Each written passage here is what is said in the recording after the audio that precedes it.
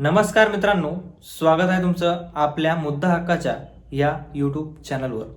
मित्रांनो, आपण सुनीता आंधळे प्रकरण जे काही आहे, ज्या प्रकरणामुळे सुनीताताई आंधळे ज्या की राष्ट्रीय कीर्तनकार महिला अशा प्रकारची ज्यांची ओळख आहे, त्या सुनीता आंधळे आज लोकांमध्ये एवढ्या ट्रोल होत आहेत. आणि सुनीता आंधळे ट्रोल होत आहेत. सुनीता आंधळे स्वतः म्हणतायत यामध्ये माझा काहीही दोष नाही आहे आणि तरीही त्या फरार आहेत. मात्र आता त्या सरेंडर होणार आहेत का?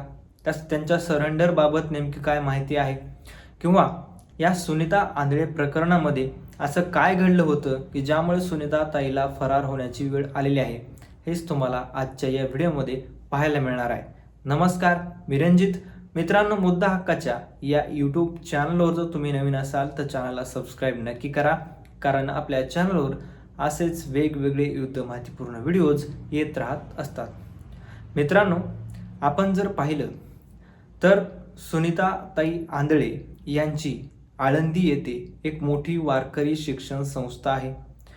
जी वारकरी शिक्षण संस्था सुनीताताई आंधळे ह्या एका भाड्याच्या खोलीमध्ये राहत होत्या आणि त्यांनी काही दिवसानंतर एवढी प्रगती केली, स्वतःवर काम केलं, कीर्तनं केली, कथा केल्या आणि त्यातून जो काही पैसा येत होता तो पैसा साठवून ठेवला आणि त्यानंतर त्यांनी स्वतःचं एक घर घेतलं, ज्यामुळे मोठी बिल्डिंग घेतली आणि वारकरी शिक्षण संस्था सुद्धा तिथं टाकली.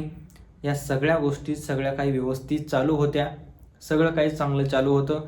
त्यांचे पती जे होते ते सुद्धा सगळं काही त्यांना मदत करत होते आणि सगळं काही चांगलं चालू असताना मध्येच हे प्रकरण आलं. आणि हे प्रकरण कशामुळे आलं तर हे आलं, जे काही अण्णासाहेब आंधळे नावाचा हा व्यक्ती होता, जो की सुनीता आंधळे यांचा पुतण्या अशा प्रकारची माहिती आहे. आणि या अण्णासाहेब आंधळेचं एका मुलीवर प्रेम प्रकरण होतं अशा प्रकारचं माहितीमधून येते, किंवा जी काही स्टोरी सांगितली जाते, जे काही बातम्या आलेल्या त्या मुलीचं अपहरण झालं होतं, किंवा जे अहिल्यानगर येथे शेवगाव तालुक्यातली जी मुलगी होती त्या मुलीचं अपहरण हे जनाबाई आंधळे नावाच्या एका बाईने केलं होतं, जी की अण्णासाहेब आंधळे या माणसाची ती आई होती अशा प्रकारचं सांगितलं जातंय. आणि जनाबाई आंधळेची आणि त्या मुलीची आधीचीच ओळख होती आणि ती ओळख असल्यामुळे जनाबाई आंधळे त्या अल्पवयीन मुलीला म्हणाली की चल आपण शेतातून चक्कर मारून येऊयात, म्हणून ती मुलगी सोबत निघाली असं तिच्या वडिलांनी सांगितलेलं आहे.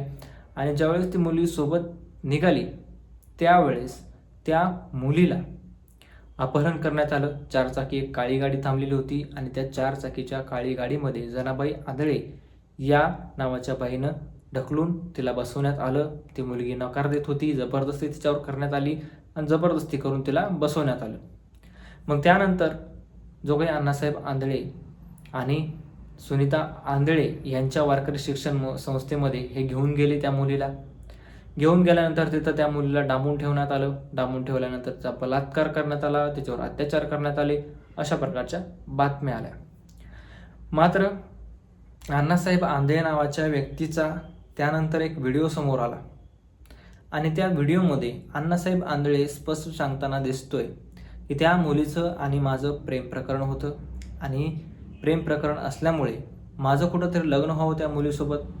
आम्ही पळून आलेलो होतो, आमचं आळंदीमध्ये लग्न लागणार होतं आणि त्यामध्ये आम्हाला सहकार्य जर कोणी केलं असेल तर त्या सुनीताताई आंधळे होत्या अशा प्रकारची माहिती, अशा प्रकारचा व्हिडिओ अण्णासाहेब आंधळे नावाच्या व्यक्तीने केला होता.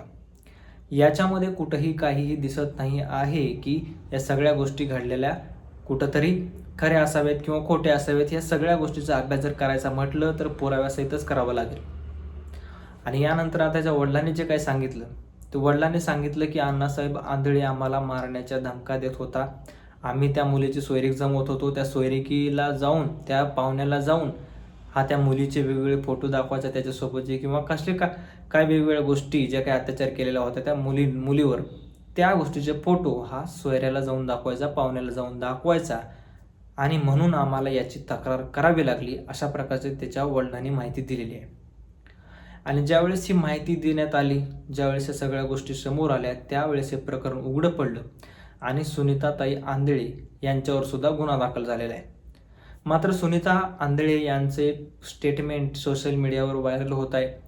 त्या स्टेटमेंटमध्ये सुनीता आंधळे स्पष्ट सांगताना दिसत आहेत की या प्रकरणामध्ये मी स्वतः पोलिसांना फोन केला, 112 नंबरवर फोन केला आणि मी स्वतः त्या मुलीला पोलीस स्टेशनमध्ये घेऊन गेले. पोलीस माझ्याशी बोलले आणि मला सांगितलं पोलिसांनी की तुमचा या प्रकरणामध्ये कुठेही काही रोल दिसत नाही आहे आणि तुम्ही आता जाऊ शकता. मग पोलिसांनी जर अशा प्रकारचे सांगितलेलं आहे तर तुम्ही फरार का आहात हा मोठा प्रश्न यातून निर्माण होत आहे. त्यामुळे सरेंडर होण्याची कुठंतरी गरज आहे, पुढे येण्याची गरज आहे आणि पुढे येऊन आपली जी काही भूमिका आहे, ज्या काही गोष्टी स्वतःच्या सोबत घडलेल्या आहेत या सगळ्या गोष्टी सांगणं किंवा जनतेसमोर मांडणं, जी काही जनता आज तुमच्यावर चिडलेली आहे, ट्रोल करत आहे, त्या सगळ्या स्पष्ट करणं अगदी महत्त्वाचं आहे. यामध्ये पोलिसांवर सुद्धा मोठे मोठे आरोप होत आहेत. पोलीस या प्रकरणामध्ये मोठ्या प्रमाणामध्ये दिरंगाई करतात, अशा प्रकारचा आरोप हे आता या प्रकरणामध्ये पोलिसांवर सुद्धा होऊ लागलेला आहे. त्यामुळे कुठंतरी आता सुनीताताई आंधळे सरेंडर होणार का, लवकरात लवकर समोर येऊन आपली बाजू मांडणार का, हे पाहणं महत्त्वाचं ठरणार आहे. मित्रांनो, तुम्हाला काय वाटते आता कमेंट बॉक्समध्ये नक्की कळवा. भेटूयात नवीन व्हिडिओमध्ये. तोपर्यंत धन्यवाद.